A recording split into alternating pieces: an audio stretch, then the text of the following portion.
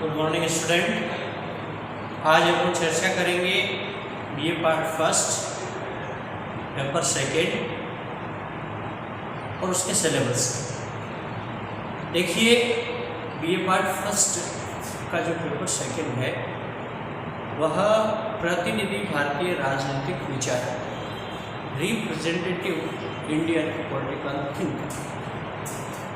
इसमें प्राचीन कालखंड के, मध्य कालखंड के और जो समकालीन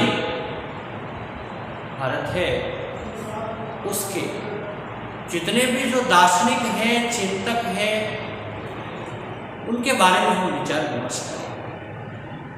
देखिए विद्यार्थियों, यह हमारा दुर्भाग्य मानिए कि हम राजनीति विज्ञान का अनुभव वेस्टर्न पॉलिटिकल थॉट से करते हैं, पाश्चात्य विचारक, जिसमें सुकरात, प्लेटो, अरिस्टोटल। लेकिन प्लेटो और अरस्तु से बहुत पहले हमारे यहाँ मनु हुए हैं, चाणक्य हुआ है, याज्ञवल्क्य हुआ है, बृहस्पति हुआ है, बहुत सारे विचारक हुए। लेकिन मेकाले की शिक्षा पद्धति के कारण हमारे पर जो चीजें थोपी गई है वो हमें पढ़नी ही पड़ती है। राजनीति विज्ञान का अनुभव भी हम वेस्टर्न पॉलिटिकल थॉट प्लेटो के आसपास का ही मानते हैं। कहने का तात्पर्य स्पष्ट है कि 2500 साल से पहले राजनीतिक विचार थे ही नहीं, नैतिक विचार थे ही नहीं, राजनीतिक दर्शन था ही नहीं। ऐसा थोड़ी ना था। अरे हमारा आप रामायण का कालखंड देखिए, महाभारत का कालखंड देखिए, वैदिक कालखंड देखिए, मनुस्मृति को देखिए, चाणक्य के सिद्धांतों को पढ़िए। शुक्र की प्रशासनिक व्यवस्था आज जितने भी लोकतांत्रिक देश है उनमें जो एडमिनिस्ट्रेटिव सिस्टम चल रहा है, प्रशासनिक व्यवस्था जो चल रही है, वो शुक्र ने दी है। तो हम वैदिक, उत्तर वैदिक और परावैदिक कालखंड की चीजों को निश्चित रूप से यहाँ नहीं पढ़ पाएंगे, लेकिन पाठ्यक्रम में कुछ चीजें निश्चित रूप से हम यहाँ पर प्राचीन कालखंड की ही पढ़। जैसे हम हमारे फर्स्ट यूनिट की चर्चा करें तो फर्स्ट यूनिट में हमारे मनु,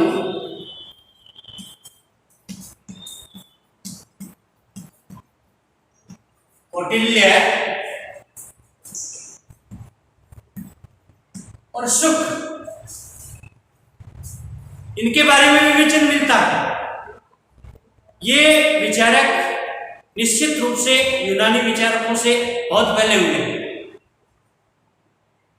लेकिन हमें ये यूनानी विचारकों से ही पढ़ना पड़ता है। लेकिन निश्चित रूप से ये चीज बीए पार्ट फर्स्ट में जो रिप्रेजेंटेटिव इंडियन पॉलिटिकल थिंकर में जो प्राचीन थिंकर है मनु, राज्य की उत्पत्ति को लेकर के देवीय सिद्धांत, सावयव सिद्धांत, चाणक्य द्वारा दिया गया परराष्ट्र संबंधों का सिद्धांत, सप्तांग सिद्धांत, किस प्रकार विजिगीषु राजा या राज्य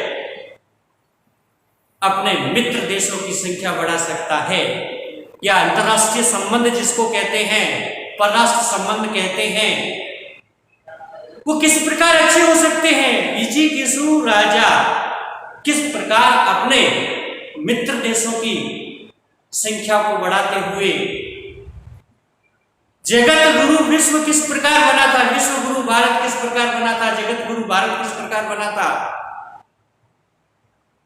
विजिगीषु शासक की उपाधि निश्चित रूप से इस चिंतन में भारत को ही एक आदर्श मानते हुए दिया गया। समस्त विश्व की जितनी भी लोकतांत्रिक प्रणालियां थी वो भारत का अनुकरण करती थी, अनुसरण करती थी। फॉलोअर्स थे इंडिया के। भारत के जितने भी थिंकर थे या विचारक था, जो भारत का दर्शन था, इंडियन थॉट, उसका ये फॉलो करते। इसीलिए तो हम जगत गुरु थे। आज भी विद्यार्थियों एक चीज को आप ढंग से देखिए और समझने का कोशिश कीजिए। इस कोरोना के कालखंड में यदि विश्व समाज को थोड़ी बहुत भी आस की चिंगारी बची है तो भारत के नेतृत्व से बची है, भारत के लीडरशिप से बची है, या भारत के दार्शनिक राजा या भारत के प्रधानमंत्री नरेंद्र मोदी से बची है। विश्व की मानव सभ्यता अमेरिका जैसी शक्तिशाली देश का राष्ट्राध्यक्ष भी बहुत शक्तिशाली होता है, लेकिन वह भी भारत के शासक की बुरी बुरी प्रशंसा करता है, क्योंकि इस बात से वो विज्ञ है, इज नॉन। मोदी है, निश्चित रूप से विश्व की मानव सभ्यता को बचा सकता है। तो मोदी ने ये कॉन्सेप्ट कहां से लिया, ये अवधारणा कहां से ली है? तो मोदी ने निश्चित रूप से चाणक्य को पढ़ा है, रामायण को पढ़ा है, श्री राम के चरित्र को पढ़ा है और राम के चरित्र को अंगीकार करते हुए किस प्रकार अच्छे राज्य की, सद्गुण के राज्य की, वेलफेयर स्टेट की कॉन्सेप्ट जो राम ने दी थी, तो निश्चित रूप से मानव समाज के लिए कल्याणकारी थी। मोदी उसी अवधारणा पर चलते हुए विश्व कल्याण और मानव की जाति की सुरक्षा के लिए सबका साथ, सबका विश्वास, सबका विकास, ये जो बात है, ये प्राचीन भारत का जो चिंतन है वहीं से ग्रहण करता है।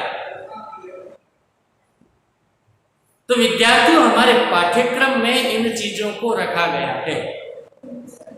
तो पाठ्यक्रम की जो प्रथम इकाई है, फर्स्ट यूनिट है, वो मनु, कौटिल्य और Shukracharya, administrative system in old world, संपूर्ण विश्व जो प्रशासनिक व्यवस्था है, किस प्रकार डिसीजन मेकिंग कैपेसिटी एडमिनिस्ट्रेटिव की होती है और एक अच्छा कुशल प्रशासक किस प्रकार प्रशासन को चलाता है, ये हमारे भारत के चिंतन में दिखता है, दृष्टिगत होता है। इस पर हम लोग विचार विमर्श करेंगे तो निश्चित रूप से बहुत अच्छी चीजें हमारे इस पाठ्यक्रम में सरस, सरल और रोचक, जिससे कहानी के रूप में विद्यार्थी किस प्रकार ग्रहण कर सकता है, ये न केवल आपके प्रथम वर्ष में, फर्स्ट ईयर में केवल सिलेबस तक है, बल्कि ये आगे प्रतियोगी परीक्षा में भी जब जाएंगे तो कई क्वेश्चन इनमें से ही पूछे जाते हैं। हमारी जो सेकेंड यूनिट है, द्वितीय इकाई, उसमें देखिए राजा राम मोहन राय, राजा राम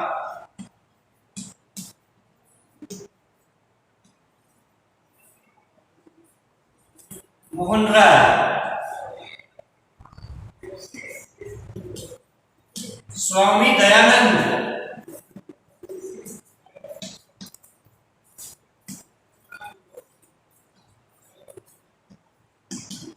और स्वामी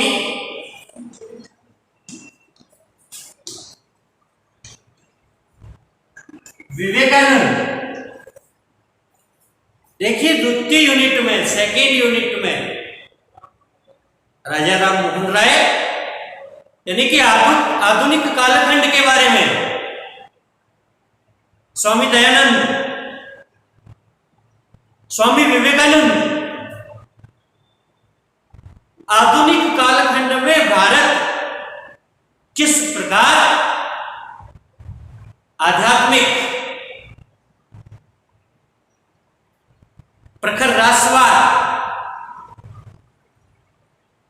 और आधुनिक भारत के जनक के रूप में राजा राम मोहन राय, और जैसे मैंने कहा आध्यात्मिक राष्ट्रवाद स्वामी विवेकानंद, राष्ट्रवाद स्वामी दयानंद। तो इस प्रकार इस द्वितीय इकाई में हमें आधुनिक भारत के समस्त आयाम, आधुनिक युग का जनक राजा राम मोहन राय को क्यों कहा जाता है, अर्थात प्राचीन कालखंड में भारत में किसी भी प्रकार की कोई भी सामाजिक कुरीति नहीं थी, इसी कारण वो जगत गुरु था। लेकिन मध्य काल में विदेशी आक्रांताओं के आक्रमणों के कारण कई प्रकार के हमारे सामाजिक विकार, राजनीतिक विकार जो उत्पन्न हो गए, जो हमारे समाज को विषाक्त करने लगे। हमारे समाज में कई प्रकार की सामाजिक विकृतियां उत्पन्न हो गई, छुआछूत, भेदभाव,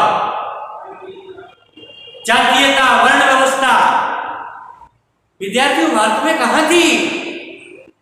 भारत में कहीं पर भी वर्ण व्यवस्था नहीं थी। जातीय व्यवस्था का तो प्रश्न ही पैदा नहीं होता है। कर्म के अनुसार व्यक्ति का वर्ण तय होता था। तो विदेशी आक्रांताओं ने अपने आक्रमणों का ग्रास बनाते हुए अखंडित भारत को खंड खंड करने के लिए सांस्कृतिक राष्ट्रवाद को धूमिल करने के लिए जो मलेच्छ मंतव्य से जो आया यहां पर प्रतिष्ठित किए, जिसके परिणाम न केवल उस कालखंड में हमें भुगतने पड़े, वर्तमान में भी हम भुगत रहे हैं। विद्यार्थियों, इसमें हमें निश्चित रूप से मध्यकाल से जो विकृतियां उत्पन्न हुई थी उन्हें किस प्रकार समाप्त करते हुए आध्यात्मिक राष्ट्रवाद और राष्ट्रवाद को प्रतिष्ठित करने का प्रयास, और आधुनिक भारत में प्राचीन कालखंड की जो भारत की सांस्कृतिक विरासत थी उन्हें किस प्रकार हम प्रतिष्ठित कर सकते हैं, उन सांस्कृतिक मूल्यों पर स्वामी दयानंद, स्वामी विवेकानंद, राजा राम मोहन राय की प्रकाश का हमें सेकेंड यूनिट में, इकाई द्वितीय में इन्हीं आयामों पर प्रकाश डालना है, पढ़ना है। तीसरी जो इकाई है वो है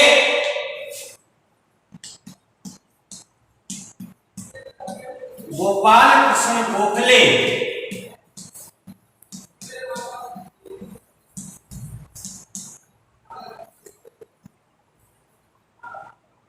लोकमान्य बाल गंगाधर तिलक,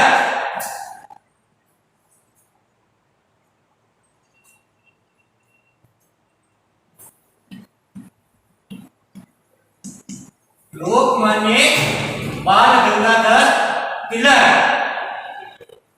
दादा भाई नौरोजी। देखिए, गोपाल कृष्ण गोखले, लोकमान्य बाल गंगाधर तिलक और दादा भाई नारोजी, ये हमारे को तीसरी इकाई में पढ़ने को मिलेगा। किस प्रकार राष्ट्रवाद को प्रखर राष्ट्रवाद में परिणत किया। लोकमान्य बाल गंगाधर तिलक स्वराज्य को परिभाषित करते हैं और कहते हैं स्वराज्य हमारा जन्मसिद्ध अधिकार है, हम इसे लेकर के रहेंगे। स्वशासन कभी भी, सुशासन कभी भी स्वशासन का स्थान नहीं ले सकता है। यानी कि स्वशासन, स्वराज्य, स्वदेशी, इस प्रकार के कई प्रखर राष्ट्रवाद के जो आयाम हैं उस पर लोकमान्य बाल गंगाधर तिलक प्रतिभा का पलायन, ब्रेन ड्रेन, दादा भाई नारोजी इस पर प्रकाश डालते हैं कि भारत की प्रतिभा है वो यहां से क्यों माइग्रेट हो रही है, क्यों पलायन कर रही है। अभी वर्तमान में देखिए आत्मनिर्भर भारत में ऐसी चेष्टा की जा रही है, स्थानीय स्तर पर जो भी मजदूर है वो कुशल है चाहे अर्ध कुशल है या कोई भी लघु उद्योग, कठोर उद्योग, जो भी लघु कुटीर उद्योग, किसी भी प्रकार का उद्योग प्रतिष्ठित करना चाहता है, सबके लिए इसमें विकल्प खुले देने के साथ साथ मुक्त हस्त से, खुले हाथ से सरकार सहयोग कर रही है। ऐसे कई सामाजिक संगठन हैं जो आगे आकर के इस प्रकार के आत्मनिर्भर भारत के लिए, ताकि दादा भाई नारोजी की जो कल्पना थी, संकल्पना थी, एक उनका एक आदर्श था कि प्रतिभा पलायन नहीं होती है तो निश्चित रूप से भारत की गति है बहुत तीव्र होती है।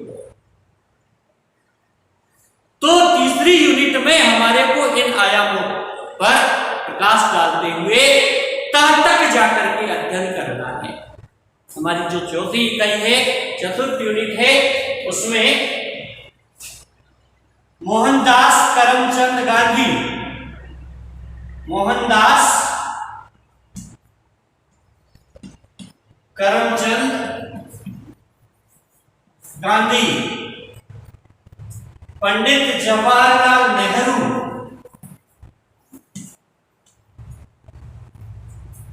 बाबा साहब डॉक्टर भीमराव अंबेडकर, डॉक्टर भीमराव अंबेडकर,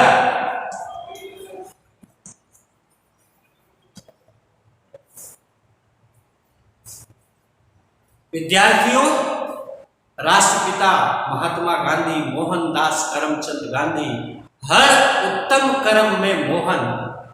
देखिए 4 पीढ़ी गांधी जी की याद आती है। हरचंद का लड़का था उत्तमचंद का लड़का था करमदास, और करमदास का लड़का था मोहनदास, जो कालांतर में जाकर के मोहनदास करमचंद गांधी के नाम से जाना जाता है। हर उत्तम कर्म में मोहन। इस व्यक्ति ने न केवल राष्ट्रीय आंदोलन को गति प्रदान की, बल्कि एक गांधीवादी युग भी चलाया। सामाजिक जो असमानता थी उसको दूर करने का प्रयास किया। हमारे देश के वर्तमान आधुनिक जो भारत देख रहे हो, इस आधुनिक भारत के निर्माण में भारत के प्रथम प्रधानमंत्री पंडित जवाहरलाल नेहरू ने क्या क्या प्रयास किए, उसके बारे में भी हमें इसी यूनिट में पढ़ना है। अस्पृश्यता किस प्रकार दूर की जा सकती है? सामाजिक स्वतंत्रता पहले होनी चाहिए राजनीतिक स्वतंत्रता से। संविधान शिल्पी, संविधान के जनक न केवल सामाजिक विचारक थे, बल्कि दलितों के उत्थान में बहुत महत्वपूर्ण भूमिका अदा करते हैं।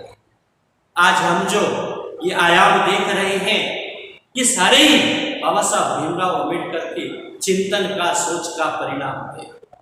हम संविधान में जितनी भी चीजें जो देख रहे हैं, उसके लिए इस संविधान शिल्पी की जो महत्वपूर्ण भूमिका है, उसके बारे में भी हमें इसी यूनिट में पढ़ना पड़ेगा।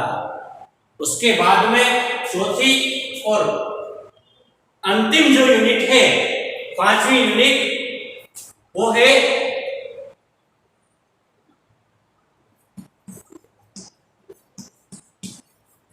M.N. रॉय, मानवेंद्र नाथ रॉय, J.P. नारायण, जयप्रकाश नारायण, पंडित दीनदयाल उपाध्याय,